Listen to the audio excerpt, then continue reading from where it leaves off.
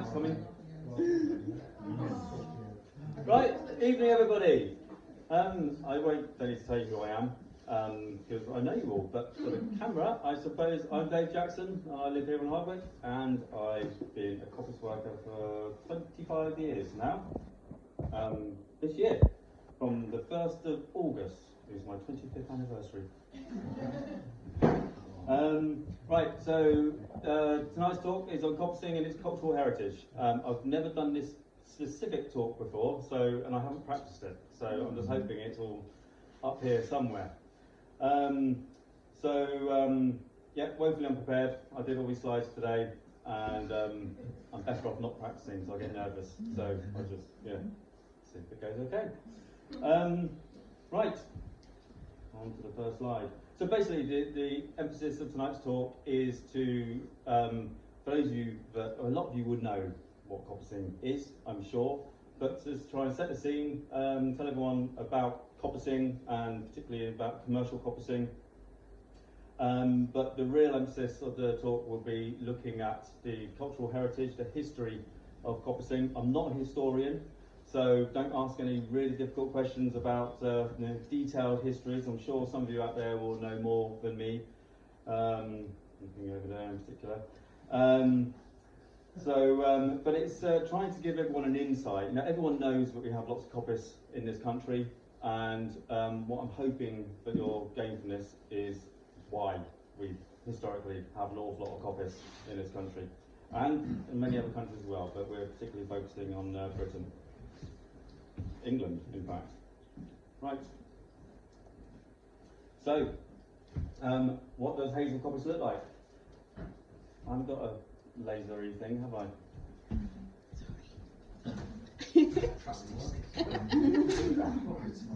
Okay. So, derelict or overstood hazel coppice. It's what most people think of as being hazel coppice. It's what we mostly see when we go for walks in the woodlands, and it's got a lovely romantic feel about it. It's usually got loads of bluebells underneath in the springtime, and it can look like a glorious woodland setting. Unfortunately, an awful lot of our hazel coppice looks like that, and that's really bad for biodiversity. It's really bad for rural economy.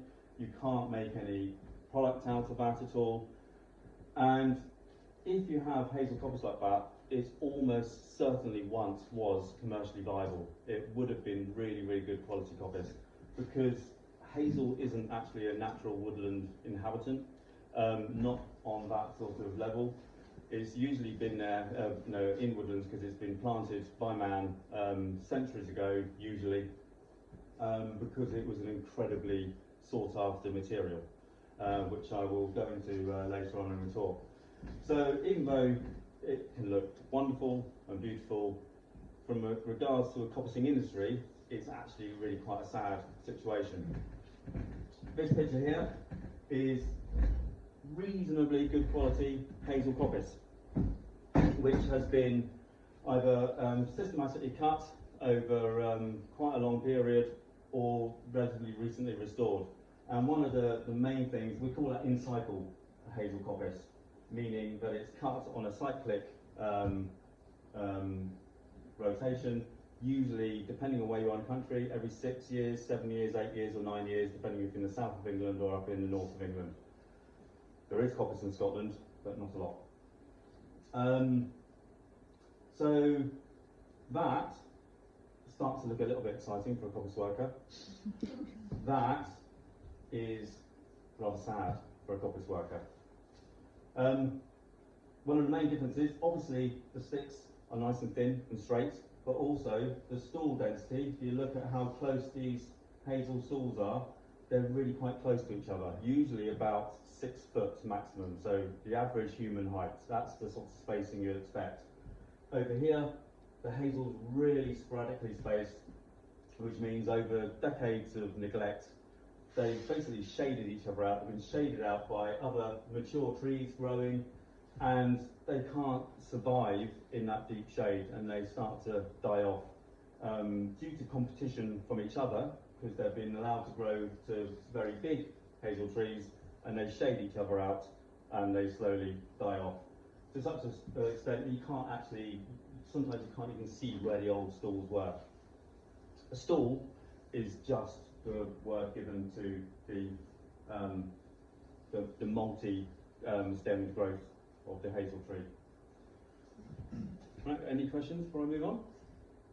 You can ask questions at the end.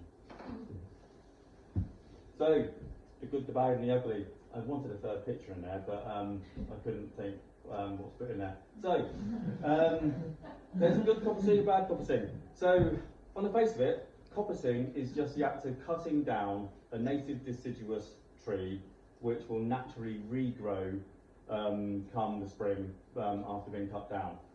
Which, on the face of it, sounds really, really simple. Coppicing, you just cut it down, it regrows. But of course, nothing's that simple in life.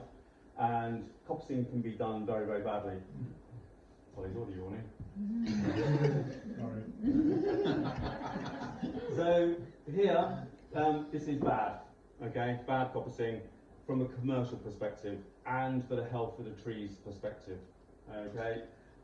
It could be argued that it's good for certain flora and fauna, but really, if the hazel tree's not going to survive very long, I would argue that's bad for the flora and fauna. Basically, it's been cut very high, and I say very high, probably a foot, 18 inches high. You can see where they're being chainsawed off, and there's lots of fungi growth on the stalls, so there's lots of decay in that stall. The regrowth is coming out all over the place. It's not straight. It looks like it's probably been browsed by deer, and it's never going to grow into a useful crop, which is essentially what coppicing is. It's about, we're farming sticks, basically. That's all it is. This, on the other hand, is absolutely excellent regrowth. What you can't see on this is any remnants of the old stall. Now, this brings me on to quite a big thing about really good quality hazel coppicing. Now, a hazel tree is said to have a natural lifespan of roughly that of a human if it's never cut. Okay, I think actually probably it's quite a bit longer than that. But that's what textbooks say, but as you know, textbooks aren't always correct. But basically, if they're not cut regularly and they haven't got really good growing conditions, i.e. lots of light, then they will not thrive. With this tree, this hazel tree, this has been cut very, very low to the ground when it's coppiced. Always coppiced in the winter. I say very low, probably within an inch or two of the ground. And what happens there, I should have brought a stump. That's the hazel stump. There's the ground level. When it's cut down in the winter, and in the spring, when it starts to regrow, you get basal shoots coming out just below the cut point, okay? And when you cut any tree, whatever height you cut it at, it stimulates the regrowth from the dormant buds immediately below where it's cut. So if you can cut the hazel right down to ground level, and this is specific to hazel, not all species want to be cut that low, it encourages the shoots to come at ground level, which will mean that all these shoots came out at ground level, and that, where that is in contact with the soil, that encourages new root growth on the outside of the stall. And by encouraging the new root growth, where these shoots, which are really high up, clearly are not in contact with the ground and will not encourage any new root growth, the old tree is relying on its old roots all the time in order to regenerate. This type of coppicing, which is extremely low, it's always producing new peripheral root growth, which means that every time you cut that tree, the roots are being replenished. And this is why some of you know that really ancient coppice stalls just get bigger and bigger and bigger, and sometimes you get a circle. And well, the original tree would have been in the middle, and through subsequent cuts, it will just encourage new root growth, and it gets bigger and bigger and bigger. And that's where you get these amazing big hazel stalls, which seem enormous, but that's because they've been systematically cut really low down, possibly for centuries. And there's no visible link to the old tree. Yet that tree could be many, many hundreds of years old. The thing is, you can't age them. You've got no annular rings there. If you cut this down, you would find it's probably got 6, 7, 8 annular rings on it, which will tell you how old it is. But that doesn't tell you how old the organism is. And what is happening when you've got a big hazel tree, like the one in the car park out there, most people reverse into, that will have quite a big root system in order to sustain that relatively big tree above ground. When you cut it down to ground level in the winter, the first spring's growth, the tree thinks, wow, I've got all this energy being pumped up from this quite big root system, and it pumps all that energy into very, very vigorous growth in that first year. So you'd normally expect a very healthy hazel tree to grow about 7 foot in 1 year. But then the tree realises that it doesn't need that extensive root system, because that was there to support that relatively large tree before you cut it down. So the root system rebalances itself, and it will shrink and go into the decline, and some of the root system will decay, but the act of coppicing it and stimulating new growth on the periphery of the tree means that the act of coppicing not only renews what's above ground, but it also helps to renew the root system under the ground. That's why they can live for so long, because you're actually really ensuring that you haven't got this weak link, which are these tall, rotting stumps, which can't sustain healthy, prolonged growth over the centuries. That type of coppicing will sustain very healthy growth over the centuries, as long as you've got various factors right, which are making sure there's adequate light, that there's not significant pressure from browsing animals like deer, and those are the main two things. Sorry, Molly, you wanted to ask something, I think? Maybe recover it later, but can you regenerate that into that? You could do, yes. The chances are that that tree there, because it's not only cut high, but it looks quite poor quality regrowth, the chances are that's overshaded by adjacent trees which weren't cut as well. And it could be that it was also been browsed by deer. So if those factors are taken into account, then yes, you could go back and do that properly and cut it from a lot lower, so that you try and get this sort of effect. This is often done, you often see this type of cutting being done with, I don't want to slate volunteer groups because they do a marvellous job, and they kept the coppicing industry going when it was in serious decline in the 1970s and 80s, and there's been a huge resurgence in commercial coppicing now. But often it's very hard. If you've got a big old hazel tree and you've got volunteers cutting with bow saws, it is a big ask to get them to cut really low down, and it's just not practical. So if you do have big old hazel trees, it always helps to, after you've had volunteers cut it, to get someone with a chainsaw in there to actually take it right down, and it should grow back really nice and healthily.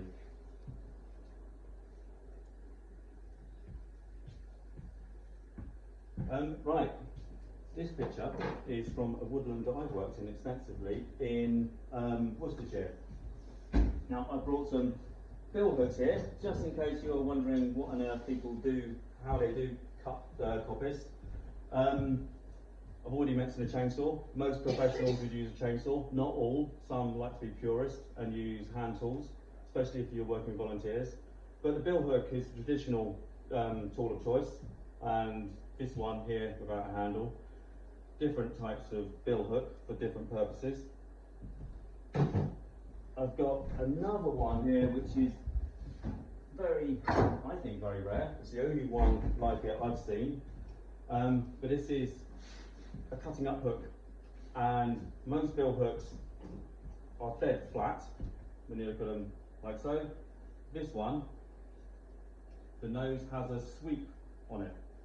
And this is a right-handed cutting up hook, and it's got an incredibly hefty, weighty nose on it, and that's so when you've got your stem, you can just swing like that, and because it's got a sweep on it, it's taking the blade away from the soil, so you're less likely to dig into the soil. Personally, I've never got on with it. I think the person this was made for was probably a lot bigger and stronger than me. But in Worcestershire, in a place called Hornhill Wood, they used to use a felling axe. And what you can see, where's my pointy stick? Here is sloping cuts. And all of that was done with a full length felling axe. And the beauty of that is it would have been razor sharp. It meant it didn't have to bend over. So they were pretty much doing it as a standing up thing, and anyone that works outside knows you've got to look after your back. And I've seen this being done, and it's incredibly effective.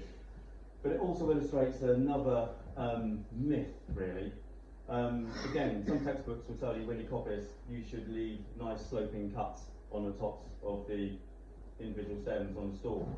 And the argument is that it helps water drainage, so when it rains, it all just flows off and helps prevent the stall from rotting. In reality, nature is far hardier than we give it credit for, and it really does not need sloping cuts. So you can, I think the reason people say they need sloping cuts is just because historically, the only thing they could do is have sloping cuts because they didn't have chainsaws. So cutting implements have to cut up through the grain of the wood, leaving these sloping cuts. And I think there's been a lot of confusion as to why they did that. It's purely because that's the only way they could do it. So with modern tools, obviously we can just cut them off much closer to ground level with a chainsaw. But you know, either is perfectly good, as long as your cut is as close to the ground as possible. And this picture shows the axe starting really close to ground level, so that you can get basal growth at the bottom. Guess how it's done. Could you use an adze? An adze? No, no one's ever used an adze as far as I'm aware. No. Give you a nice, no. easier angle. No, that's for doing floorboards and beams. Right. Okay, right, so the coppicing system. So usually coppicing is done in a rotational system. So you may stereotypically have 8 coops. So a coop is an area of coppice, ideally about an acre minimum in size.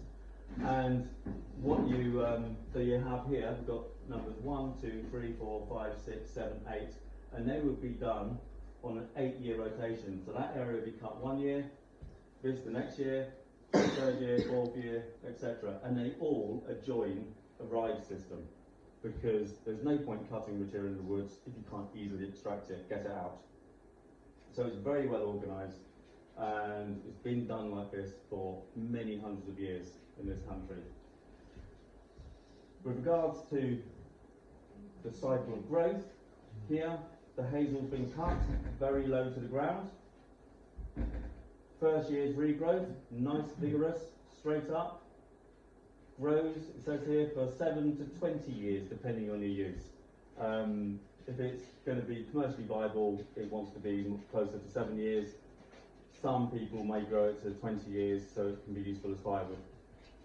And then it goes for the whole cycle again, being cut and growing and cut and growing for hundreds and hundreds of years. But it's, with hazel, it's very sensitive to not being cut. If you want to use it for hurdles or any other traditional product, if you let it grow for 9 years, the chances are it's going to be too thick to be of use for that very specific craft use. So it's very easy for it to go out of cycle and cease to be of use, which is one of the reasons we get so much neglected coppice, because if someone forgets about it, or they die, or the demand disappears so suddenly, then the whole thing can go out of cycle, and it can be quite a lot of work to get it back into cycle, because nobody wants to cut something that has no commercial viability, unless you use volunteers, which is where they are so fantastic. A reason for having all these in rotation, like this, contiguous, as we call it, is because when you cut a large area of coppice, you get masses of light coming in. And the next slide will hopefully explain this a bit better. So at this stage, we're doing the coppicing. Then you start with the smallest tree species. Usually growing amongst the, in this case, hazel coppice, you would have what we call standards, the bigger oaks, ashes, birch, cherry, field maple, whatever it might be. You would want to make sure that you thin out those larger standard trees to ensure that the light gets onto the woodland floor to enable the hazel to thrive. Hence the sunlight. So once you've managed the larger trees, you get the sunlight. This is where the plants and animals come in. When coppicing isn't done with an eye on the quality of the regrowth, and I use the word commercially again, it's not anywhere near as good for the plants and the animals, so the flora and fauna. Because you will get, basically what you're creating when you coppice an area, you're getting a temporary glade, and a glade is like an open area in a woodland. And the sunlight gets right to the woodland floor, which stimulates an amazing wide array of wildflowers. And the wildflowers, of course, attract all the pollinators attract all the birds, and the further up the food chain, it provides all the food you need for the whole diverse array of fauna who specialise in woodlands. If you don't get this equation right and don't get the sunlight in, you won't get the butterflies in there because they like sunny areas. They don't like dark, shady areas. The bees won't have flowers to pollinate, so therefore you won't get the animals predating on the bees. So it's really important to get this sunlight correct. And then of course, all the material you coppice goes into local products. This was drawn 15 years ago, and that's actually, if you've got very good eyesight, that's my logo there. So that's actually my old charcoal bag. And this is actually used, this is an interpretation sign which people use in woodlands about coppicing to educate the public about what's going on, because it can look incredibly drastic to the people who don't understand what's going on, and they think you're murdering the trees, and they just do not understand that this is an ancient traditional form of management, and it's that intensive form of management which has created the amazing diversity that we associate with coppice woodlands. Without the intensive management, they would not be renowned for all the amazing species that we associate with coppice woodlands. It's one of those strange, I think it's one of those amazing man-made sort of woodland management techniques, which not only produces a great resource for humankind, but just happens to also really benefit nature. It's can't think of many other systems which really benefit both, and it also seems to create an artificially high level of biodiversity because it's quite unnatural, but just happens to be amazing for wild animals. I guess it's what would be done naturally when we had huge herds of roaming carnivores. Herbivores would have been rampaging through the wilderness. They would have been doing this on a different scale, but we don't have them anymore. We've killed them all. So this is our way of being able to try and keep these ancient systems alive. And completing the circle, back to the regrowth, and on it goes.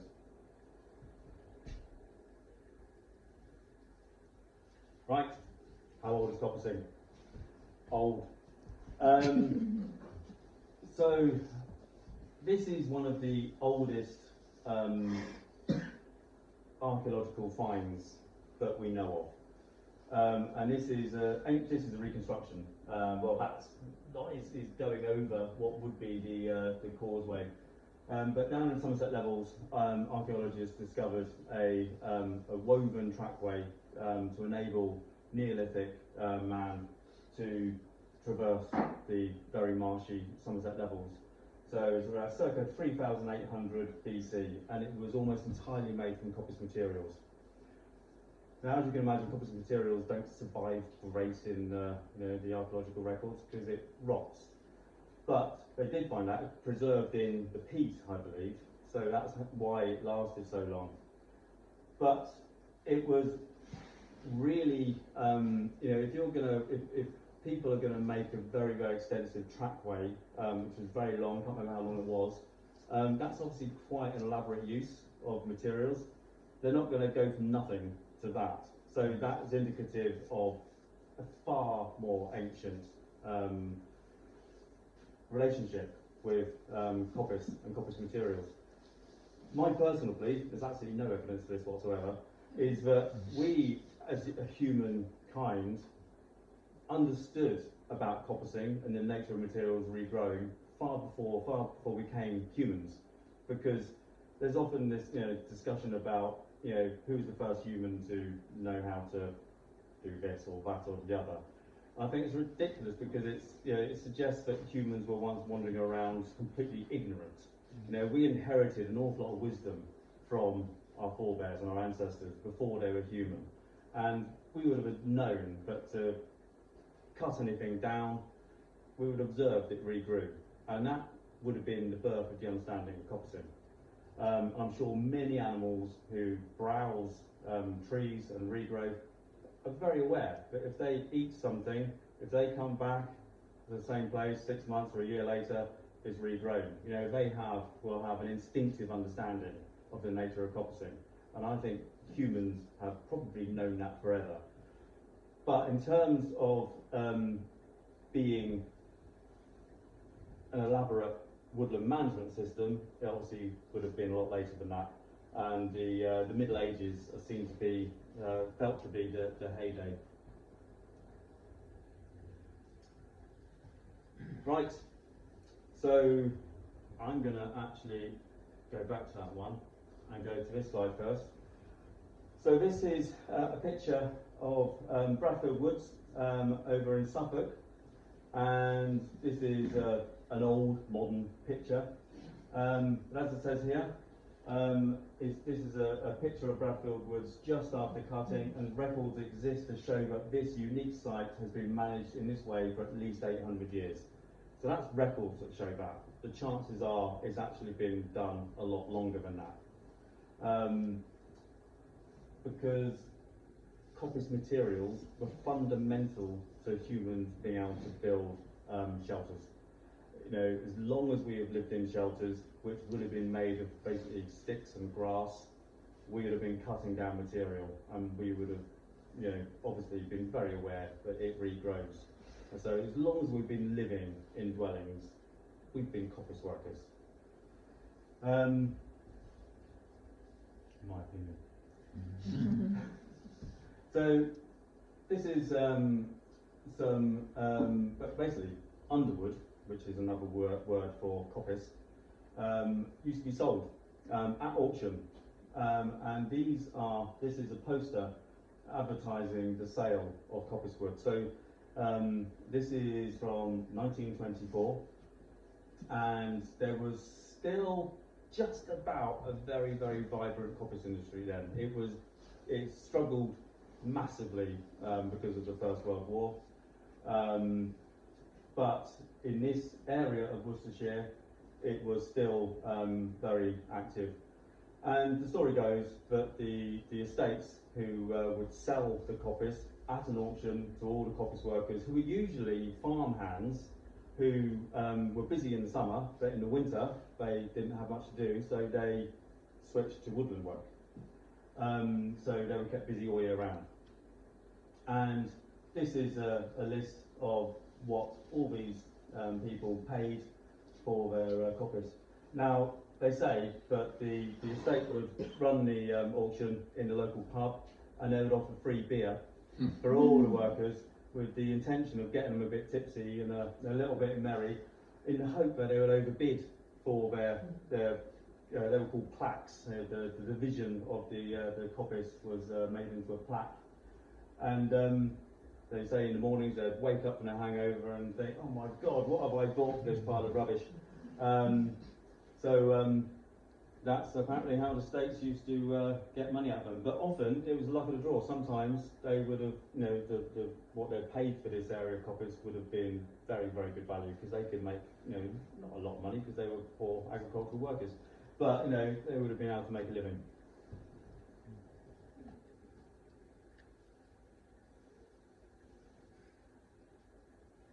Right, so just try and give you an insight now. I've got a series of slides trying to give you an idea of just how important, particularly hazel coppice, but some other aspects of coppice, were to our human civilization. And with regards to buildings, it was intrinsic. It was like if you went down to the equivalent builders merchants in the Middle Ages, it would have been full of coppice material and grasses. So we've got this reconstruction of a Iron Age roundhouse. Of course, all these walls around here would have almost certainly been woven with hazel and then daubed with a lime render on the outside and inside, which is like a preservative. The lime helps preserve the hazel and prevent insects from actually eating it. The more modern version, so more modern, is the wattle and daub panel, which, you know, we see all these lovely timber frame houses around the countryside. What you can't often see is a detail of the wattle and daub within the timber frames. And again, they would have been daubed from both sides, like sandwiched, so that it protects the daub from the elements and is insulative. So that's a daub panel, and that one's being daubed. And thatching. We're surrounded by thatch houses. An incredible amount of hazel goes into thatch roofs. Here, I've got an award-winning, not mine, an award-winning bundle of spars from one of the National Coppice Federation's gatherings where we had a spar competition. Who won that? Doesn't say. But these are produced, well, they were produced at a ridiculous rate. There was such a huge demand for thatching spars, but we had a huge hazel resource traditionally in this country, so there was no problem with supply. Unfortunately, nowadays, because there is a lot less hazel woodland, or good quality hazel woodland, there's far less material available for thatching spars. And we've got ourselves in such a state now where the thatchers, there are many, many thatchers in this country, many more than there are coppice workers, and they're all incredibly busy. I'm weaving a big hurdle for a thatcher at the moment, so I've been able to chat to them about all this. And the whole thatching industry in this country is propped up by imports from Eastern Europe. And we are at serious danger in this country of actually losing our spar making capability, because it's mostly older men who are retiring. They don't need to make a really good living. We're really struggling to get younger people into spar making because you have to usually have done it for quite a few years to be able to make enough in a day to make enough money out of it. I think the going rate at the moment for 1,000 spars, bearing in mind I think there's only 50 in here, I think there's 50 in there, so you would be expected to make about 1,000 spars in a day and you'd get about 200 quid. But that's a big ask to make that many, and that's assuming that you haven't spent lots of money getting your raw material to actually make the spars, which they have. They're called gads. It's just a hazel stick, so round, different diameters, the right length for a spar, and now they have to go and cut them themselves or buy them from another coppice worker in order to make the spars. And there's initiatives through the country now trying to reinvigorate the trade, trying to get younger people into it, but that's a case of persuading thatchers to pay more for their spars and absorb that cost in their trade. And lots of thatchers are coming on board with this now, but again, there's such a shortage that they're actually starting to having to use plastic spars, which is terrible. And the thatcher I'm working for at the moment has admitted he's using some plastic spars. But there's a big educational program going at the moment to try and get it across to thatchers if they don't start supporting local spar makers and paying a decent wage, which is such an insignificant part of the cost of a thatched roof. It will increase the cost of a thatched roof by a negligible amount. So there's a big drive to try and save spar making in this country. And it's just this is detail of the ridge. Just shows you probably see it on thatched buildings. There's been a couple of newly thatched buildings around Hardwick lately, where you can see some beautiful spar work. But it's incredibly important to keep alive.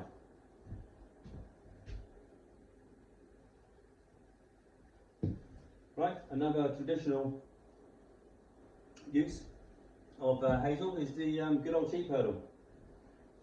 This is an old boy making a hazel hurdle. They weren't bothered about aesthetics because it was to keep sheep in, and sheep don't care what a hurdle looks like. As long as the gaps are small enough for a lamb not to get through, it serves the purpose. And there's my pointy stick on.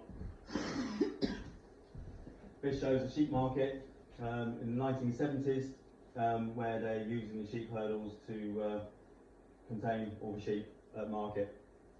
And it would have been a very, very big trade in for hazel hurdles. I imagine not long after that, that was sort of the end of the sort of period where commercial coppicing was really still in existence. It was slowly dying out. And in the 70s, people were saying it was almost extinct, and it was only in the sort of 80s that a resurgence in interest started to happen. Over here, I brought this. It's not hazel. I brought this gate hurdle in, and this was used at a cattle market, sheep market, and this was made in the 1960s.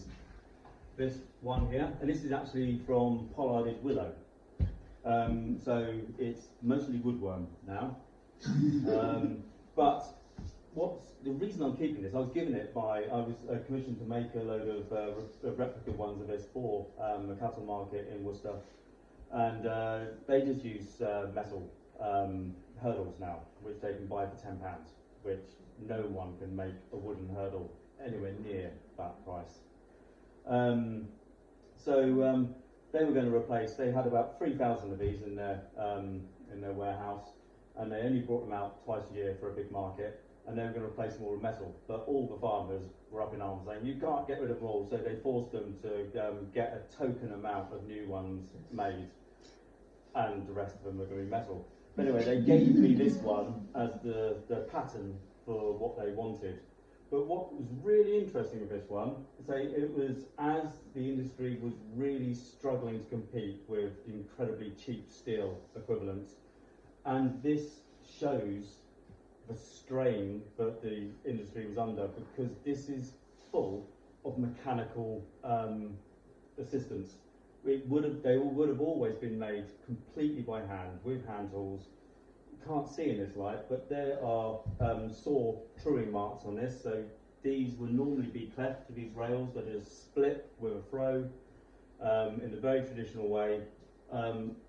Lots of these have just been put through a big table saw. These here are the two halves of the same bit of wood. On the back, you can see where it's all been sawn, and most importantly, these tenons here are completely rectangular. Traditionally, they would have been an elongated oval. And this is what's so interesting about this. This was the dying throes of an ancient industry trying desperately to keep going in the face of modern advancement.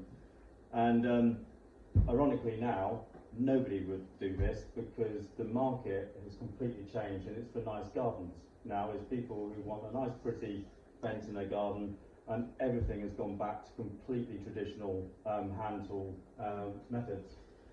But yeah, this really shows the death of an industry. Get that back out of the way somewhere.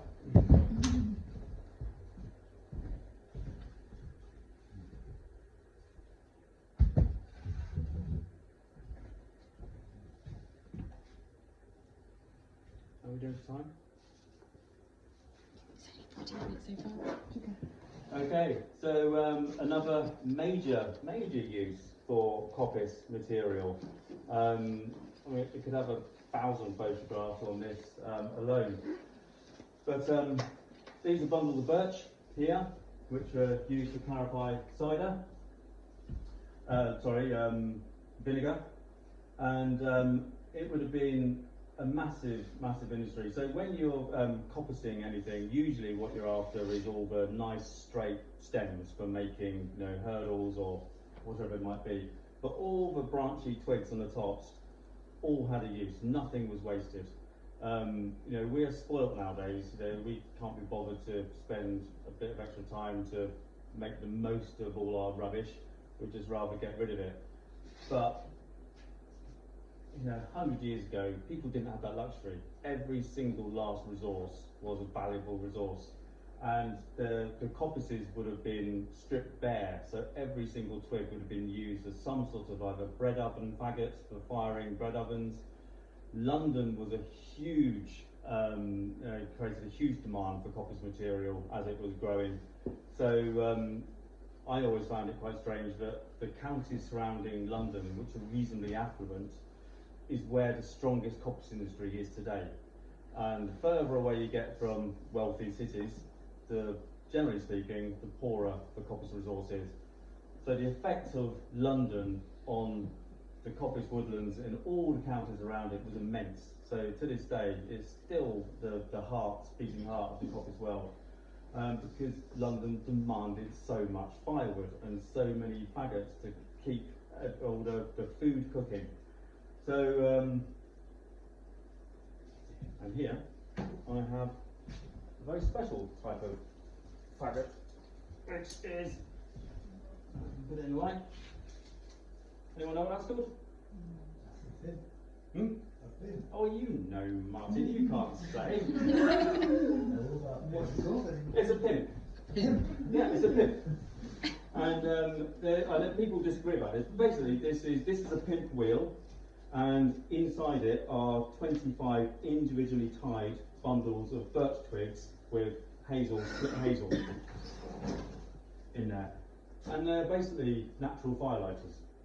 And this is a Sussex pimp. It's a craft very specific to Sussex. And the birch bark is highly flammable.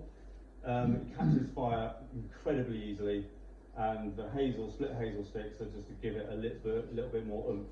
And they were sold to many people, and nowadays there's quite a thriving sort of posh market in London because people like them because they look nice next to their fire hearth.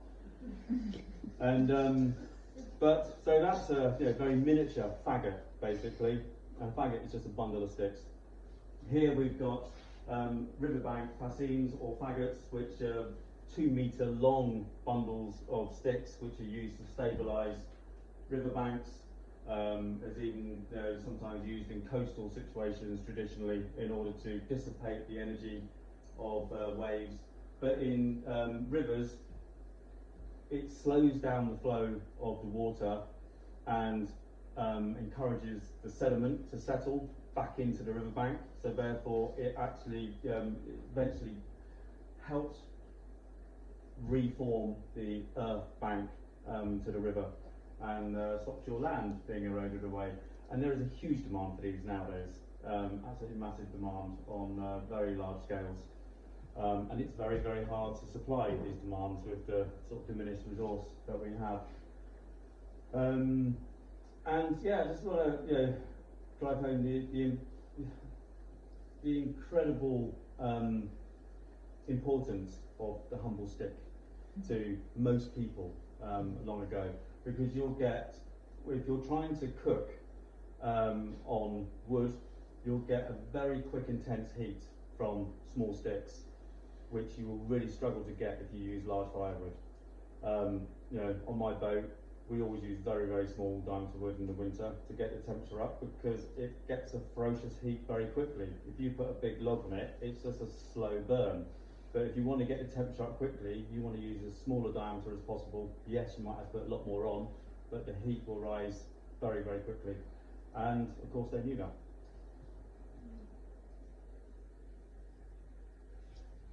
Charcoal. Oh, and the only picture of me on this. I'm a bit blurry, as Maria said, with dark hair. Charcoal burning, a very, very ancient craft. The next slide, I'm going to go back to this one actually, because I'm going to go to the next slide first. A traditional earth burn. Sorry, is that on your way? It's in a way. Be careful, because that will fall apart. This was made, this kit, by this fella here, Alan Waters, who sadly died this year in February. Very dear old friend. And Alan has kept the art of traditional earth burning alive for many, many years.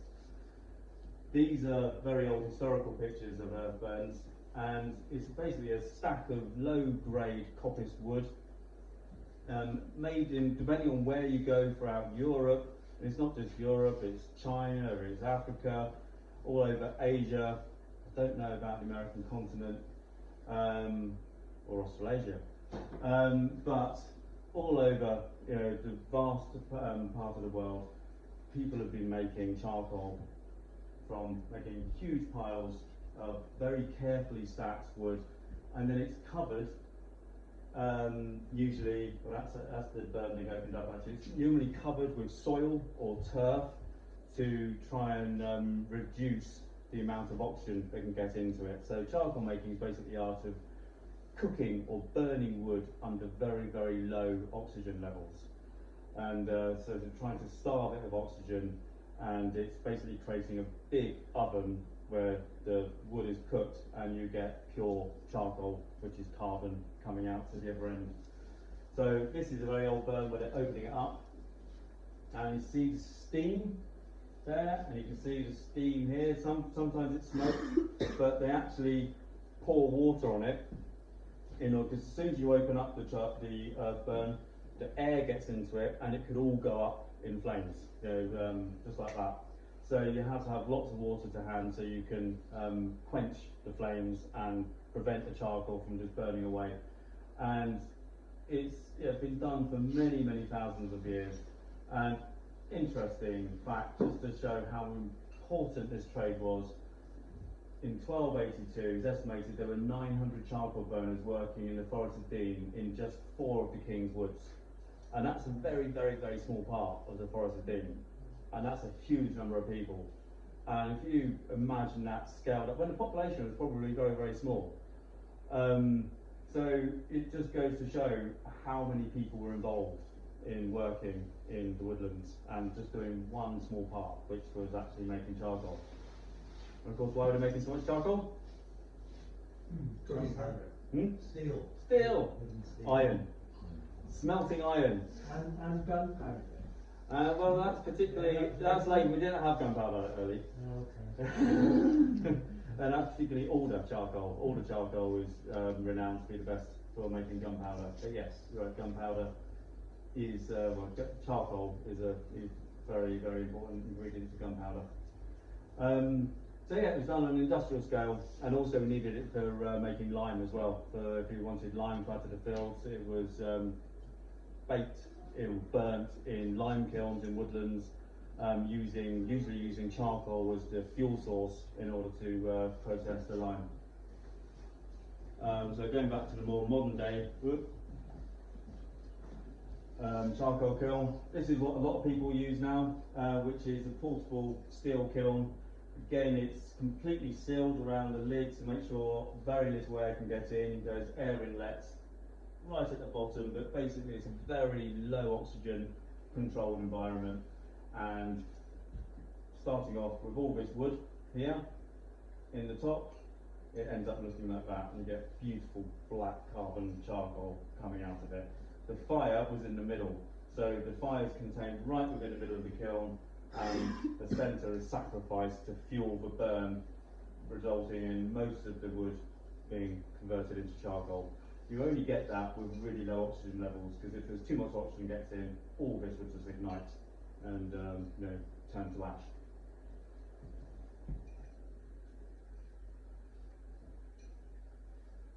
Sorry, what was the wood used principally? What were they called? Any coppice material usually, and they would usually use coppice material. You've got to remember, long ago they wouldn't have wasted the valuable large timber for such a low-end sort of product.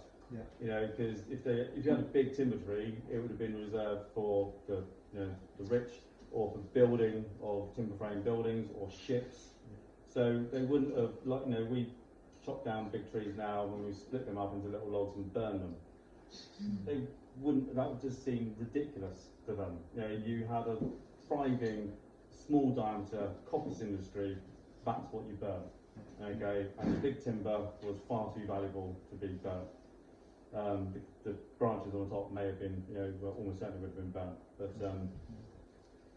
so another obscure craft which has completely died because there was absolutely no need for it anymore is the Staffordshire potteries, which were churning out an awful lot of pottery, needed to get their products to market, and they used hazel crates, and the demand for the hazel for the Staffordshire potteries was huge, and they did actually buy it in from counties all over England, and the southern counties along the south coast would have been shipping vast amounts of hazel up to the crate makers so they can make these crates, so that the pottery could be packed in there, probably with straw, and put onto canal boats or carts and distributed to market. Obviously there's absolutely no need for that anymore because there are other sorts of crates, and no one's going to go back to making hazel crates. But it would have been a very, very big regional industry at the time.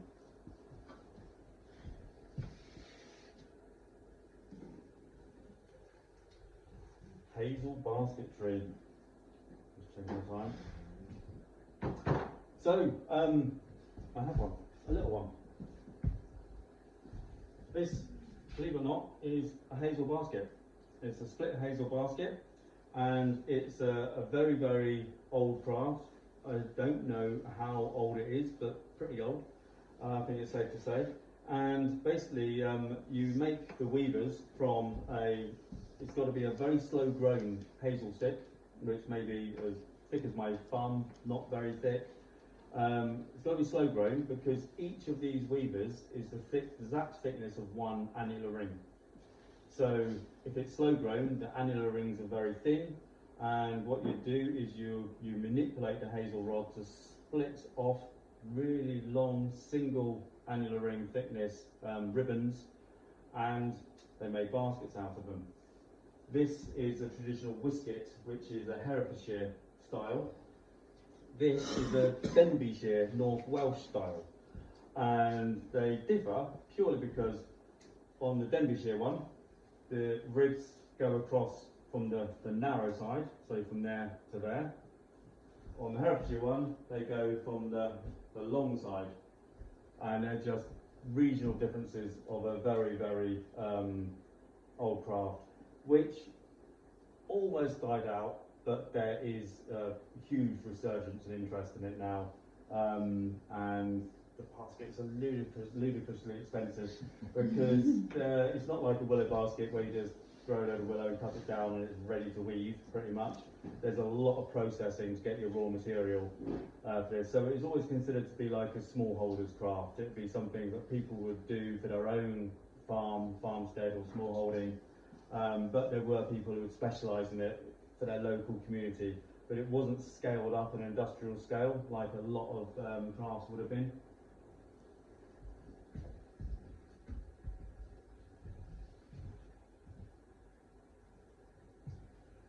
Moving away from hazel, oak soil baskets.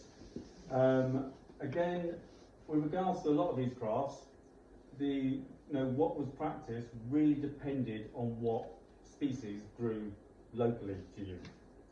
So, in this area, it would have been predominantly hazel. In Cumbria, there's a lot of oak.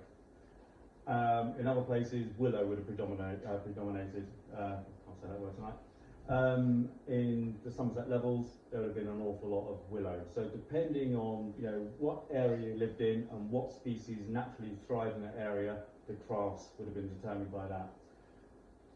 oak soil basket making was capable of being made on an industrial scale, and they really did used to, as you can see, make an awful lot of them, because it was efficient enough to actually make the raw materials and make them to actually sell them to industry and to people en masse.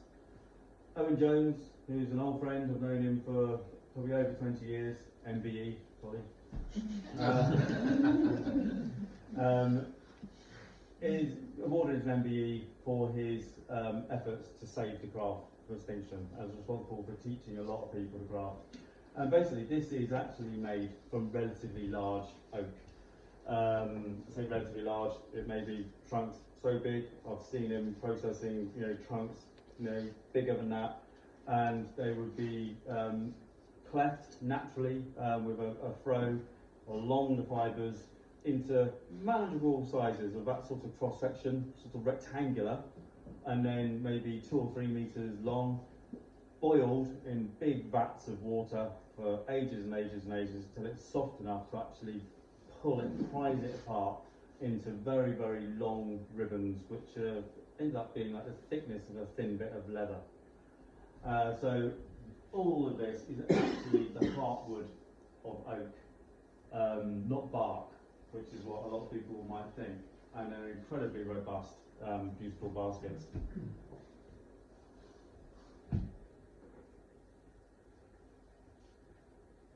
Still on to oak. There was a huge demand for oak bark for tanning leather, and to this day, the Cumbrian, there's a coppice group up in Cumbria.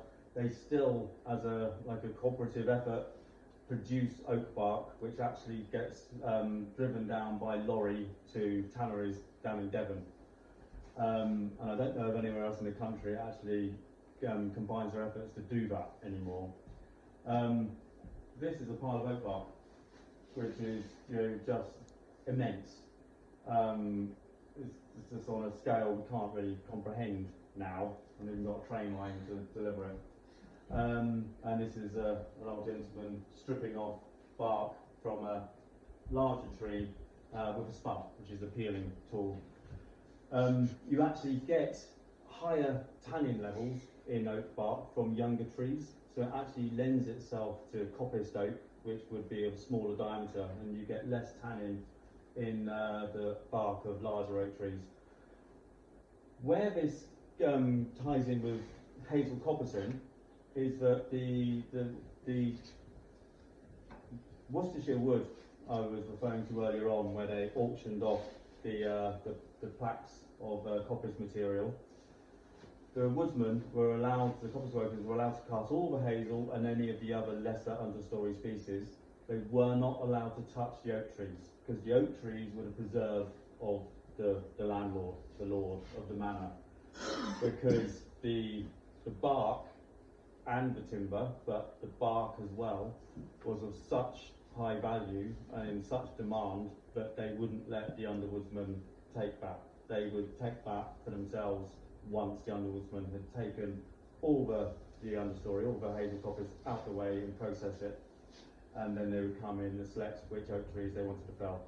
Bearing in mind, this was never a case of clear felling all the oak trees. It was managed in a very sustainable way, so that there was always new oak trees coming up, and it was a very controlled, sustainable selection of which trees to fell to make sure there was always trees for the future.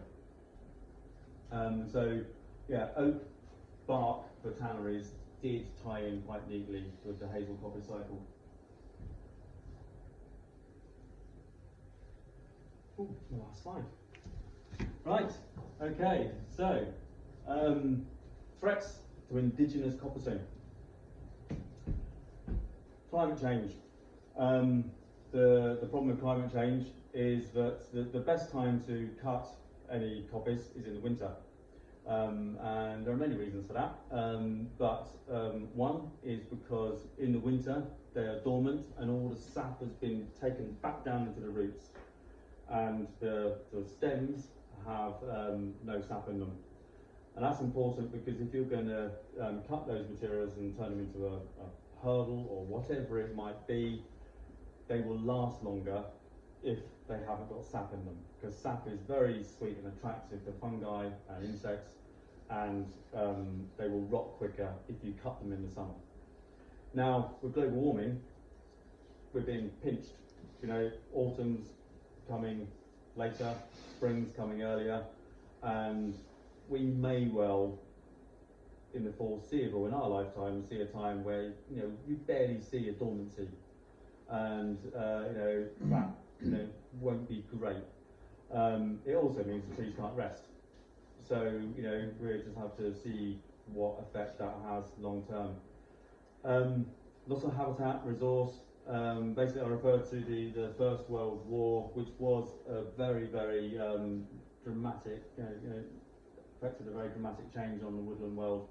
Partly because, as part of the war effort, so much of Britain's woodlands were cut for the war effort, and coppice and the trees, the big trees, were all felled because it was all in huge demand, and also a lot of men didn't come back from war, so a lot of the rural workers would have died, and if they did come back, they probably didn't want a hard life in the woods. They probably had enough and they wanted to do other things. But from all angles, it was really, really difficult after the war, and we, as a nation, we needed to plant a lot of trees to grow very quickly. So a lot of woodlands, which may have been traditionally coppice, were planted up with conifers or other big forestry crops in order to try and rejuvenate our woodland supplies.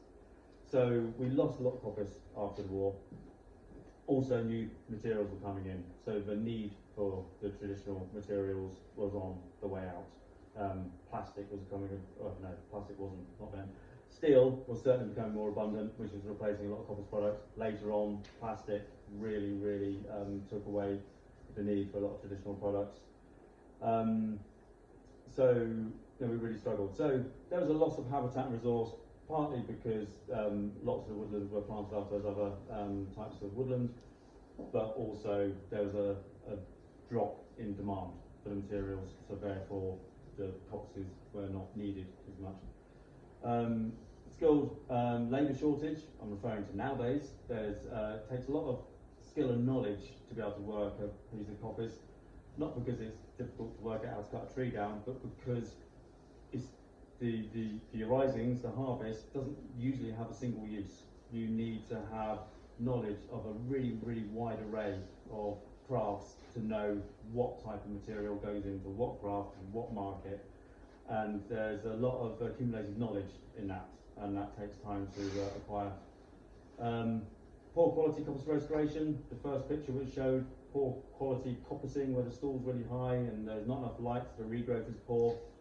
If coppice is restored badly, then the resulting growth doesn't have any value, so therefore it doesn't help fill the gap, the shortage of materials. Cheap imports, I've already referred to. We do have an awful lot of cheap imports coming in from Eastern Europe. I had a phone call from a local builder yesterday, day before yesterday, asking if I could make a hazel woven gate, so timber framed with woven infill. But they're also getting an awful lot of hazel panels, and it's all being shipped in the next couple of weeks from Ukraine. It's sort of interesting. But at this time of year, they would really, really struggle to find an English coppice worker who would be able to supply them that sort of material. So the fact is, we cannot supply the demand in this country. Unfortunately, we do need to rely on imports because we just can't possibly do it, because it takes a long time to restore a hazel coppice. It can take 2 or 3 cycles depending on how you do it. So that's a long game to restore the resource. There's a lack of grant support. There's in the recent grant schemes, there's no support for coppicing, I believe. There used to be quite good grants, sort of 10, 15, 20 years ago. Competing woodland management systems, high forest, hardwood woods here are managed in a very different way. There's no real room for coppicing in that style of management. And deer populations, they love eating coppice. It's lovely, lush. I think of it as like a salad crop for deer. You know, because you're cutting all this stuff down. It's all growing at ground level, and it's lovely, luscious leaves. And of course, they want to eat it. So, and we have a burgeoning deer population because we don't need to go out and hunt animals to eat. We can go down to the supermarket. Historically, they would have been hunted and dated on because there is no other natural predator other than humans. So because we like to see deer and we don't think of the consequences of them, they create a huge amount of damage in the natural world, and we do have to make those hard decisions about, do we want to grow stuff or do we want to see deer? Of course you can do both, but it's the uncontrolled growth of the deer population which is the problem, because there is nothing stopping them from reproducing in huge numbers, and it is scary. If you look at the charts of the growth of deer populations, it's quite immense, and it does centre a lot out from London, from deer parks, from the rich. There's particularly in this area, it's a very, very big problem. But the future is bright. There is a huge demand from the public, which is I hope it's not fashionable. I hate fashions because fashions come in and out. I hope it's a sustained drive for demand for natural materials. There's a big growing awareness of buying local and supporting local businesses, and especially a business which can benefit biodiversity in your local area. But demand not only comes from the public, it's the building industry. So this is a computer generated artist's impression of a office block, proposed office block down in Somerset, which they asked me to consult them on. Doesn't look like it, but these are massive wattle woven panels. It's very odd, very interesting, but they want this office block to have a cultural link with the area that's being built, and there is a huge cultural link with Coppicing in Somerset, as there is in many other parts of the country. And it's actually hiding a stairwell. There's a stairwell going up there to get to all the floors of this office block. But I've had other inquiries from architects really seeking to have zero carbon solutions to modern buildings, and they are looking back at the coppice material because it is one of the most sustainable low carbon solutions that they can find, together with usually round earth and various other traditional building techniques. But there's a real growing interest in very contemporary design using very ancient techniques, which is really quite exciting. Film industry is responsible for ridiculously large inquiries about vast volumes of hazel material for films reenacting Napoleon and the trench warfare and any Viking program you might watch. I can't watch them without looking through all the coppice products and going, they would have done it like that. But it's absolutely huge demand for the material. And other big interests of at the moment is carbon sequestration, which is capturing carbon. There's still a lot of research being done in it, but basically, to try and be very simplified greatly, when a tree grows, it's photosynthesizing and they absorb carbon dioxide from the atmosphere, and that carbon gets locked in the plant as the wood. Anything has carbon. We have carbon. I can't remember what percentage of us is carbon, we're mostly water, but we have carbon, as every single living organism has carbon in, and wood has a lot of carbon. And if you cut that wood, let's say a hazel stalk, and burn it on a bonfire there and then, all that carbon that tree has captured is just released back into the atmosphere, which is obviously a little bit pointless. If you turn that wood into a product, like a hurdle, that might have a lifespan of say 10 years, but over that lifespan of 10 years, that carbon at least is stored for that period, but ultimately it will rot and the carbon will be released, hopefully to go back into the soil. But rotting wood will release carbon dioxide.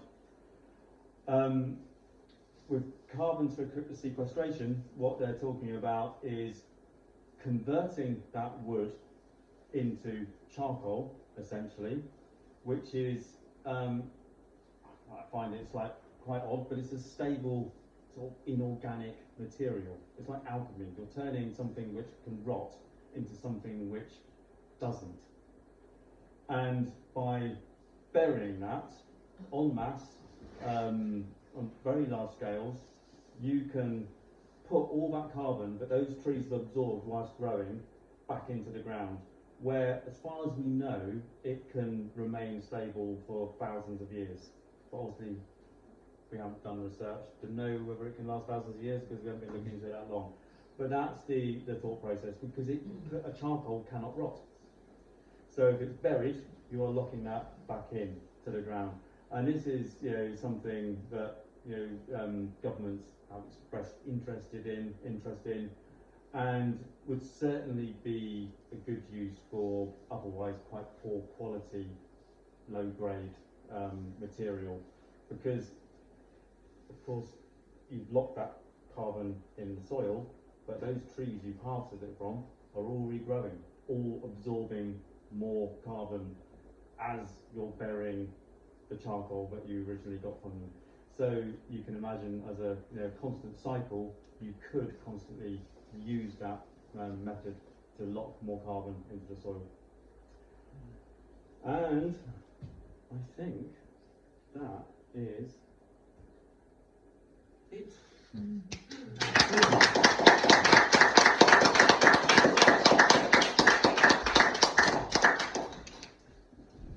Brilliant. Thank you. Did you want to have questions? Yeah. Any questions? The award-winning patching, Patching class. what are the qualities that make it award-winning? Oh, you need to be a thatcher. You need to be a thatcher to know that. It's the basically a thatcher has to twist them. Okay, so basically these are large staples. Okay. So they're twisted in the middle, and they are used to peg the liggers, which are the horizontal sticks, into the thatch. Very much, the thatch is usually incredibly thick. Yeah. So basically, if they're too thick, they're going to struggle to twist them. So they're after consistency with regards to the actual thickness of them. They don't want the wood to be too knotty, because if you've got there's a knot here, but if you've got a knot right in the middle, they're not going to be able to twist it very easily. They want them straight, because if you've got a big bow at the end of the points, it's not going to go straight into your thatch. I'm sure if I were a thatcher, I'd be able to tell you many more things.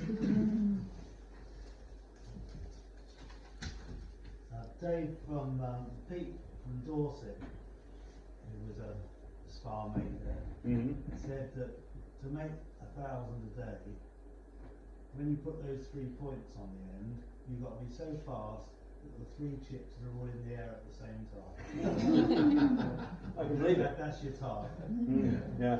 It'd be the worst job in the world making 1,000 a day. Depends. I mean, if you're very good at it, it's probably.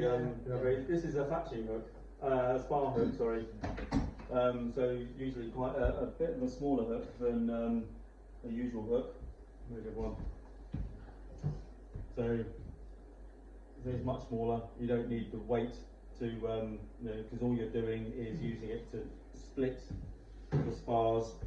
I won't do it, but you'll come like this, and then you'll get your bill hook in there, and you'll twist it like that to perpetuate a split all the way down the middle, and it's one craft which they say, because there's been very few pictures of ladies in here, but spars would have been made by women, and there would have been the sort of thing, the sort of craft you could basically do at home. And lots of families would have had some sort of cottage industry they would have done at home in order to make ends meet. You know, there would have been spar makers who were maybe out in the woods, but it certainly would have been done around the home as well. And do you use the hook to put the point on it? Yes. Yeah. So it would have been razor sharp, even that's not.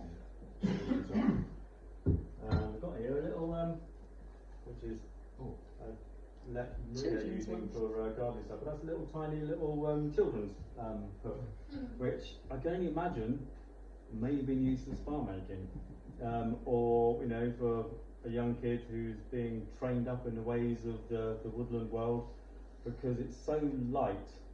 I can't imagine why an adult would want that. It must have been made for a child. David, it's probably maybe the subject of another talk, but can you just tell us briefly the difference between coppicing and pollarding? Yes. Coppicing is at ground level, so the regrowth comes at a ground level, and pollarding is where the tree is cut it's not a specific height. Basically, it's usually down to the reach of the browsing animal that may be able to reach the regrowth. So you know, if it's to prevent a sheep from being able to reach it, it could be reasonably low, but you know, sheep are very good at standing up. Standing up. But you'll see it, browse lines in the countryside where the dangling branches from the trees have all got a dead straight line, and that's the reach of the animal. So you'd want to cut it above that point. So if it's for horses, it'd be a very high pollard. I've seen rabbit browsing before next to a river, where there's a browse line about there, but nothing exists below that point because they've reached up and eaten all the twigs. So yeah, pollarding is just cutting at a much higher height, so the regrowth comes from that point, just like the willow pollards down by the river. I'm sure you already knew that. So that straight line underneath the canopy, that's browsing. That's all browsing. That's quite, that's the kind of the species of the tree grew like that. No. Okay. It's always browsing, and it's really quite funny when you see a rabbit browsing. Like Can you coppice pretty much any kind of tree, or are there some species that just can't handle it being cut to the ground and stuff? Like, for example, could you use like ash or yew or something like that? Yes, both of those. Yes, yew is relatively unique because basically deciduous. Every single native deciduous species, unless someone's going to contradict me, will regrow from being coppiced. Some are better than others. Birch certainly regrows from coppice, but is not absolutely guaranteed that it will regrow. From evergreen trees, not many of them will, but holly and yew are two that certainly will regrow, but most coniferous evergreen trees will not. Which one out? What other ones am I forgetting? No, that's about covers it. Right. Okay. Conifers don't. Yeah. Not all evergreen trees are conifers. Yes. What about the burn? Is that coppice? Not native. I don't know. We don't talk about non-natives. So you didn't really go into the economics of this, and I understand why, because it's hugely complicated. But can I give you an example of my experience with coppicing in terms of economics? In terms of a very simple thing called a bean pole. So when we first came here, we grew all our relatives up coppice poles, so hazel, which I took from the hedge, which I planted when I first came. Now, after about 3 or 4 years, I had to be replaced, and I'm going to do it again. It's a huge job, we were collecting about 1,000 of them. So I started doing the sunburn. This job was taking an enormous amount of labour. So I started doing the sunburn, and the hazel poles would cost, in terms of labour, about £1.20 each. Right? Which put me off completely, because we could go and buy a bamboo cane imported from China for 14 pence, and lasted 3 times longer. So, it became a no-brainer. They threw this whole problem with the economics of coppicing is a serious issue for certain items. Yeah. It is. It's basically, I think it's safe to say that coppicing nowadays is sustained by people wanting beautiful things in their gardens. It's hard for industry or farming to actually be able to, they're not going to be able to pay what the coppice worker needs to make a living, and it's going to, the cost is going to be too high for the farmer or industry, which is why the market's completely shifted towards the general public, and it's inevitable. I understand that basically a bean pole will.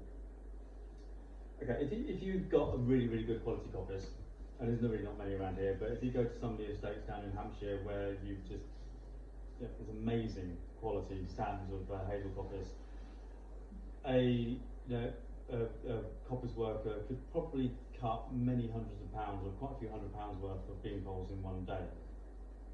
That's a skilled worker. Well, it's a worker who's got access to a very good woodland as well. But yes, they would be reasonably skilled, but they've also, got very good material. So every stick they cut is, they could be, bean poles are going up and up. They're maybe, worth, up to £1.50 now for an 8-foot long stick. So you may have a hedging stake for the first 5.5 foot, which is for hedge laying. You may have a bean pole on top of that, and you may have a key stick on top of that. So one stick, and I've cut one bit of coppice down in Sussex, where I had that scenario where I was like, my eyes were bulging. Oh my god! There's so much value in these sticks, but then it spoilt me. So I went back to Worcestershire. It's like, oh my god, it's all crap here. But no, you can get quite a lot of value out of the right wood if it's been looked after properly, cycle after cycle. But I can understand you not being able to justify using it on a farm scale. Well, every farm originally had an area of coppice, which would have been used by the farm staff. Obviously, there was no cost considered in that. It was a central part of every farm. Global trade has changed. Yeah, global trade has done terrible damage. So that £14 stick doesn't reflect the environmental Not at all. cost. No, not at all. If we were to charge for the environmental cost of it, absolutely would be a bit more reflective. I blame the abandonment of serfdom. Serfdom, the economy, economics. Wouldn't matter, would it? You can't say the word now. Economics. One more question. Okay, one more question. I'm being told here. It's not told. Sorry, Lie down. suggested. You were Yes, saying tomorrow. about the Sorry. Then tomorrow. 2 more questions. about cutting with axes and clean cuts and things. Yeah. And it occurred to me, I thought someone was moaning about a flailed hedge, the tractor being on. And then having been down to the neck rewilding project and seen the state of that, suddenly occurred to me that no tree ever evolved to deal with being cut with a saw. No, not at They all. all evolved to deal with being pulled apart. They did. And years ago, I was a tree warden, volunteer tree warden, and we were given all sorts of training in contradictory training, actually, because basically there was quite an anti-hedge flailing sort of group of people. At the same time, we were going to Pershore College, where they've got to do research into fruit trees, and they were showing us how I know you know a lot about fruit trees, so this is what they told me. I'm not saying this is true, but in order to encourage more fruit, you want to bring the branches down to the horizontal, and they would just snap them down. Okay, so the crude snap. And the theory is that, so I was told, that a snap or a tear will tear between the cells of the wood, whereas a sharp implement, which we tend to want to use, or a saw, will sever through the cells. And a tree is more able to heal itself with a crude snap or tear than it is from a clinical cut. So, I think, even though flailing looks blimmin' ugly, it's almost mimicking the tearing of a big herbivore who's just going to grab it and pull it off. So I think as far as the tree's concerned, it really doesn't mind. And you know, in regards to how crazingly versatile nature is, now I've seen hazel trees being smashed to pieces by big forwarding vehicles in you know, doing forestry operations in the woods, just reverse over them as if they're not there, and they're shattered and torn over and everything. And you think, oh my God, what a mess. But you go back the next year and look at the phenomenal regrowth that comes from that brutal smashing. You think, bloody hell, nature is just so incredibly versatile.